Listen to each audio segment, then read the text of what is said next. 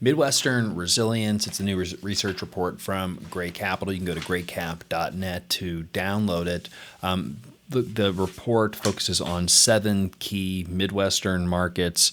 It's a relatively brief read, but if you want to get yourself kind of up to speed on which markets are which, what are the different dynamics, what are the employers, and there's a good amount that's in common with all of these markets, but they all are unique, all in their own right as well. So, Matt, bring us in. Okay, yeah. Give us a nice preview. Don't give it all away. I want to. But just to share a few things about the Midwest specifically that you probably know from listening to this, but were kind of guiding principles that I was thinking about when I was grouping these markets together, was the Midwest has, what is good about the Midwest? And I think there's favorable supply trends, the rent growth is strong, the occupancy is strong, and it's affordable on the renter side and on the investor side. So there are things that are attractive from, like, you get a better cap rate in like, let's say, South Bend than you do in Miami. So higher cap rate, more cash flow. You're essentially buying less, per the dollars that you're going to receive. So theoretically, the way that many folks have viewed Midwestern markets is that they should be good yield and income producing markets that maybe don't have the chance to appreciate as much. Kind of that tried and I guess the and that's largely true. But then I also want to say there is economic growth in these places. I think that's what people are missing. Yeah, and that's what's like my third thing is, like, here's the surprise. That may blow the minds of certain investors who think that the only places are growing are in the South, or the only cities that really exist are like LA and New York. Like, there is, this is the flyover region. But so I wanted to highlight, yes, the stability, and I think stability is particularly relevant right now. Midwest, strong when things going crazy, and was stable when things were going crazy on the upside and the downside during the pandemic. And right now, looks like things may be a little shaky. So there are things that are particularly strong about the Midwest.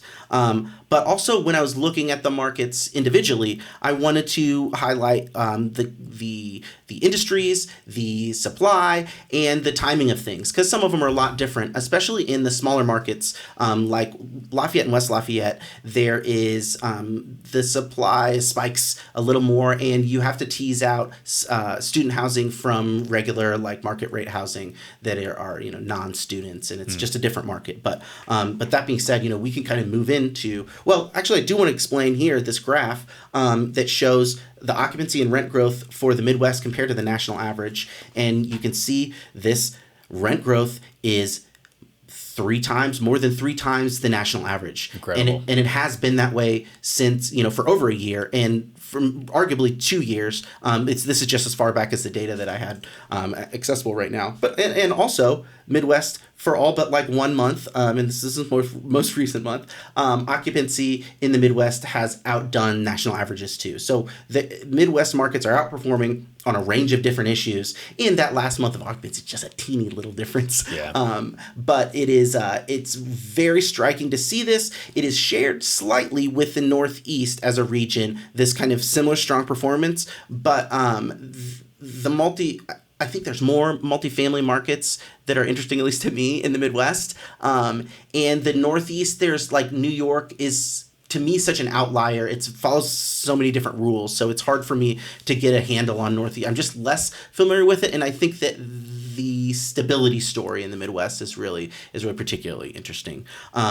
That being said, so like the markets, the criteria that I used to pick these markets are really, they're just supposed to represent. I wanted the markets that represent this stability, that shows that when things are going crazy, the Midwest was doing great. That maybe also shows that when rent growth was peaking in like nationally, the rent growth of the markets maybe didn't peak, but maybe after it, when the rent growth dipped down, the Midwest was doing great, and that overcame the missing of the peak. Yeah, I think some of the compounding effects of maybe we're not peaking out when everyone else is peaking, but we're also not seeing the declines, and so we always stay in typically positive growth trajectory, but much less volatile. So you don't really have to time anything. If I don't want to time anything, you can just kind of stay in the market. Yeah, and I think we put our best foot forward here with this first market that I featured, which is Indianapolis, Indiana. It's the home of Gray Capital. It's the home of me and Spencer. But it also illustrates the the stability of the market didn't dip down. It actually outperformed the nation throughout the pandemic, throughout the past 5 years. But other markets that we have are not going to see the highs, but they actually overcome that because they didn't hit the lows. Midwest is a great example of like the economic growth and job growth that's happening. Its job growth is greater than the national average. Its supply is also particularly attractive. It's only building, like the amount under construction right now is 2.5%. That's well under the national average for apartments under construction. So, any which way you slice it, there's really a lot of strong indicators for Indianapolis. And also included in this report some specifics about developments that are happening, like there's Lilly Pharmaceuticals and Roche Bioscience. Roche Bioscience, that was just a couple days ago. I put that in there. I noticed that. I noticed that addition. And so there's this big bioscience presence. There's also hospital expansion, and there's also a really big logistics presence in the city. It's a good thing that an economy is diverse. There's not just one thing that's going to crash and ruin everything. And so that's a lot of what Indianapolis represents, is that strength, diversity. And then we have called out some key submarkets. Indianapolis, citizens of Indianapolis will be familiar with Zionsville, Carmel, Noblesville, Fishers, some of these markets in the north. And I think, I could add Greenwood there in the south. These suburban markets where rent growth is really going really well. So good call. Yep. And it is month of May, which is a big deal in Indianapolis. We've got the Indy 500 coming towards here pretty soon. So spotlight on that. So staying in the Hoosier State, Lafayette, Indiana. Mm-hmm. Some folks may or may not be familiar with Lafayette. We got West Lafayette, home to Purdue University. Mm-hmm. Tell us a little bit about Lafayette. Why should we consider it is like it's really interesting as like this tale of two cities, kind of, where the more manufacturing based economy of Lafayette is combined with the higher ed dominant West Lafayette, which is, like you said, the home of Purdue. There's lots of new construction in the combined Lafayette and West Lafayette markets. You can see in this chart here that deliveries are expected to grow like an enormous amount in 2026, but that is a lot. That's very concentrated in student housing. There's been a lot of student housing being built right now at Purdue, and if you're looking at market rate housing, the story's a little different. And I think that it also will be different depending on what kind of submarkets are in Lafayette. These submarkets are in like the south and east side of Lafayette and the north and west side of West Lafayette, where there's a lot of growth going in. There is an AAI. There's like a chips plant coming in. And $4 billion. So really big news there. There's like this agroscience, but all of this manufacturing and these business developments, like, that's great. There's going to be growth, but there's an existing... not a massive market either. These type of economic developments are a major impact on the market itself. And also, like, I did want to mention, there is existing presence in manufacturing and agriculture in Lafayette that's very robust. I know Super's been in the news about moving some of its manufacturing to Mexico, but that's not actually happening in Lafayette. Lafayette, they're building Foresters there. They're going to be great, and nothing's moving.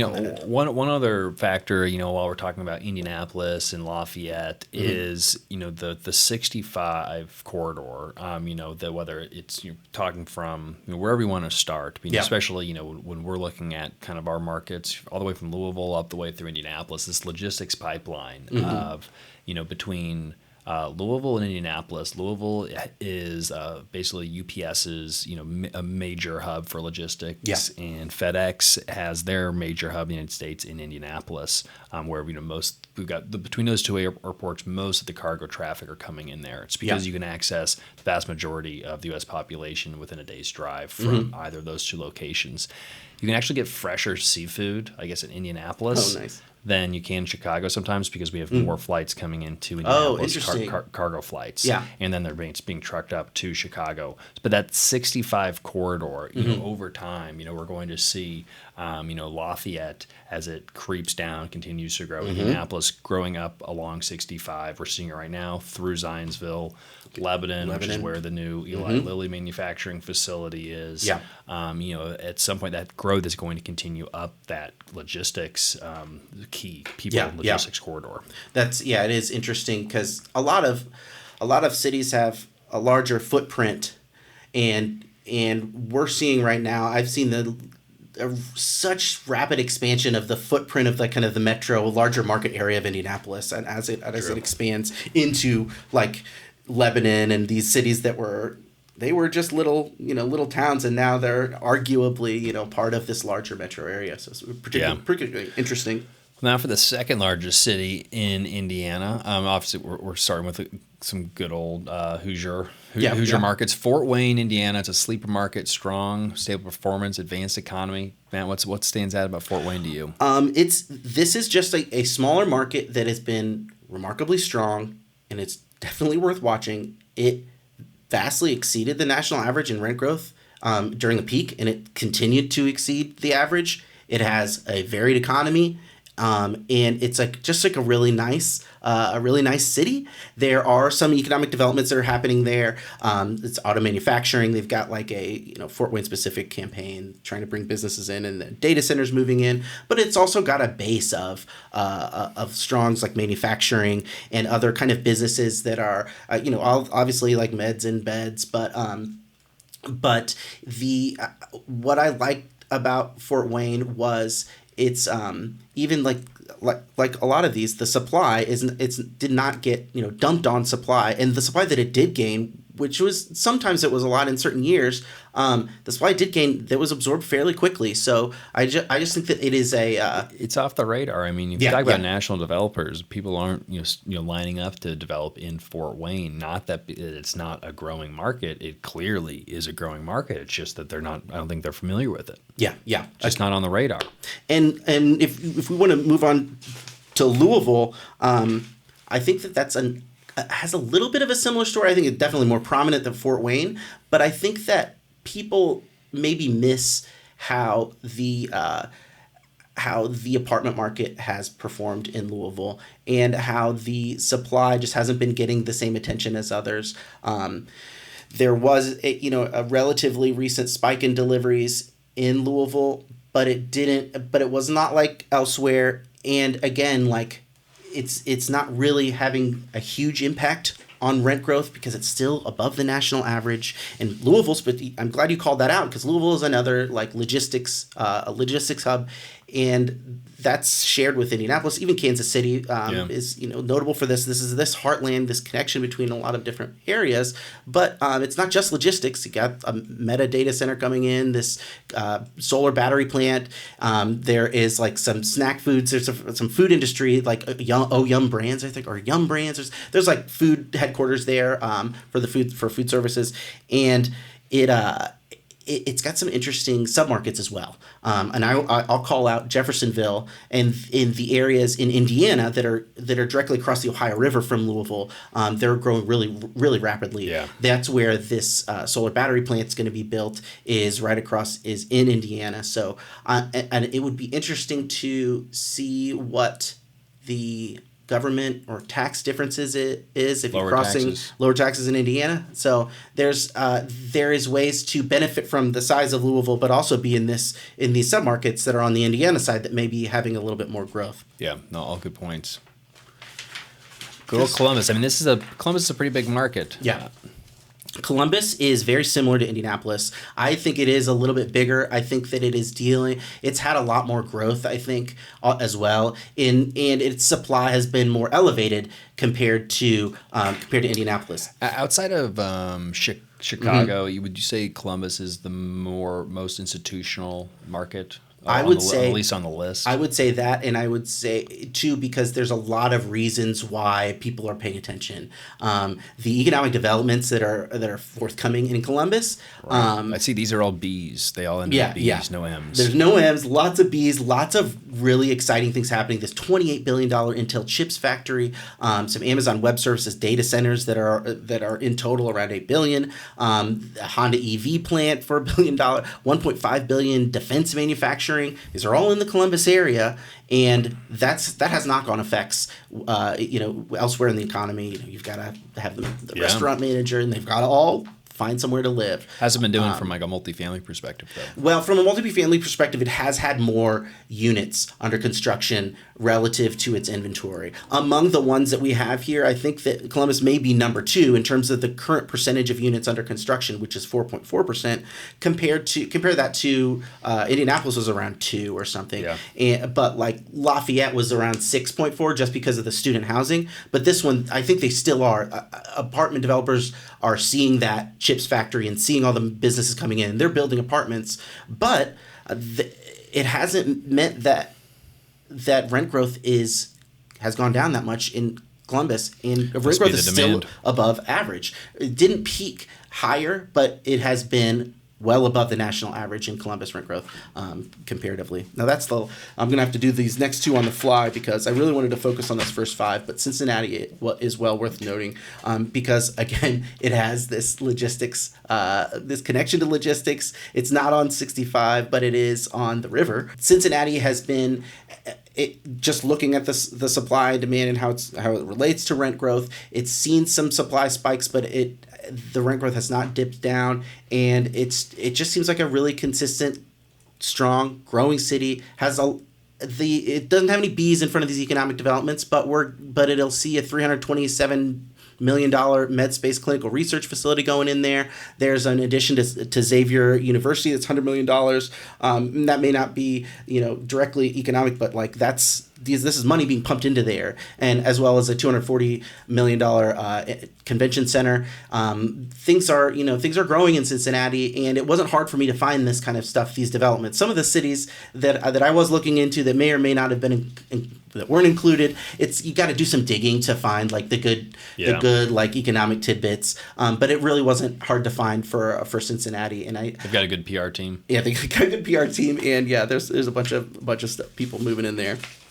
That's great. And then Lansing is it's a relatively small, smaller city. It is the seat of government in Michigan. It is also still growing. It's just like not this flashy, like exciting Columbus. It's just doing its own thing, and people are living there. And it also has. It's not like farmers or anything. You've got these battery plants coming in. There's some biotech expansion. There is some. It is interesting because I think Lansing falls by the wayside. People pay a lot of attention to Grand Rapids. Yeah. But there's this whole corridor in Michigan where it's like this stripe of Lansing on one side and Grand Rapids on the other, where there's just a lot of development and growth.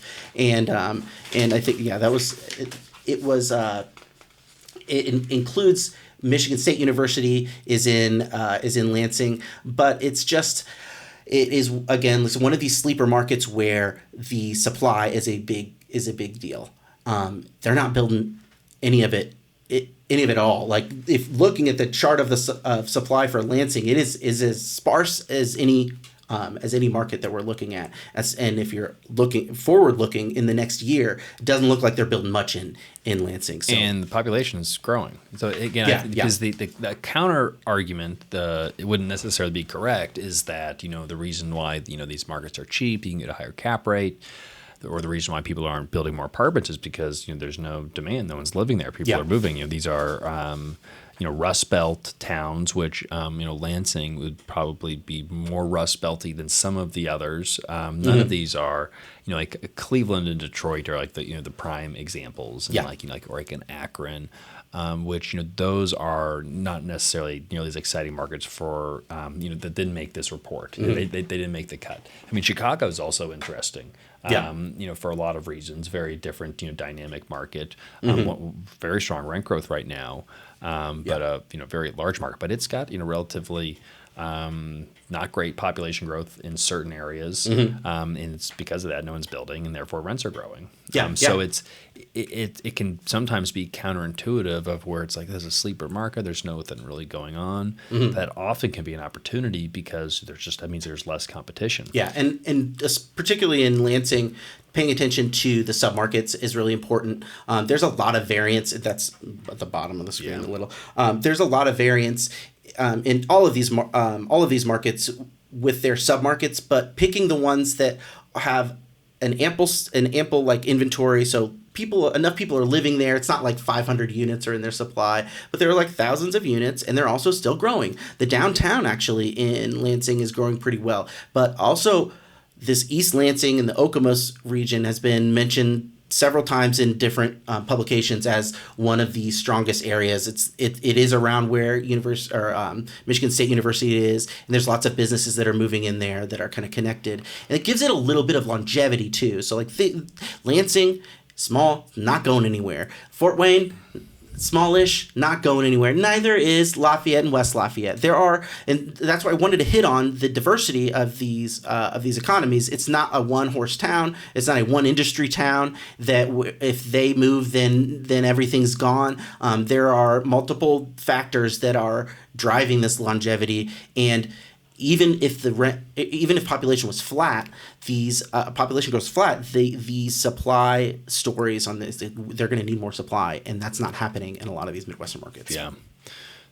Mostly these are pretty affordable, diversified economies, and relatively off the radar, at least from multifamily investors in the last cycle. I think they're getting some more attention now, but nothing compared to what the Sun Belt got. And part of us wants to keep it that way, but these are really good markets for everyone to pay attention to and keep on the radar as opportunities present themselves. Yeah. One more though, Kansas City, Missouri could not leave KC off. I think this is an interesting market. Yeah. It is one that I commonly thought of as alongside Columbus. I think of it in kind of like Indianapolis. Columbus, Indy, and KC all remind me of each other.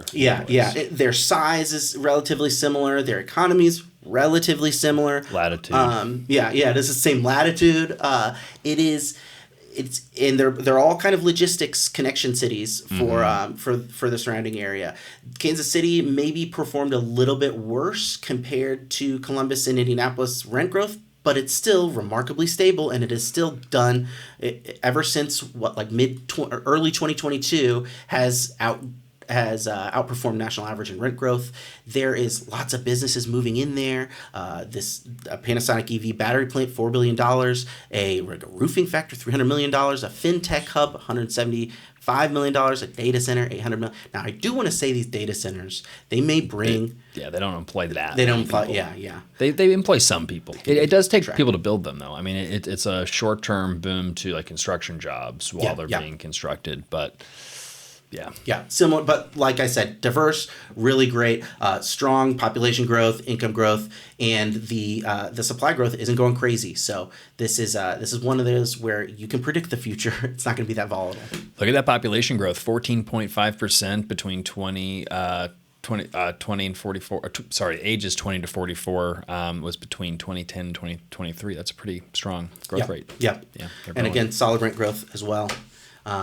Well above the Sunbelt markets. It doesn't have the supply to work through, and the projected supply is not really going to be scary in terms of oversupply or anything like that. Well, make sure you hop on over to graycap.net, download this report, get in touch with us if you have any questions about it.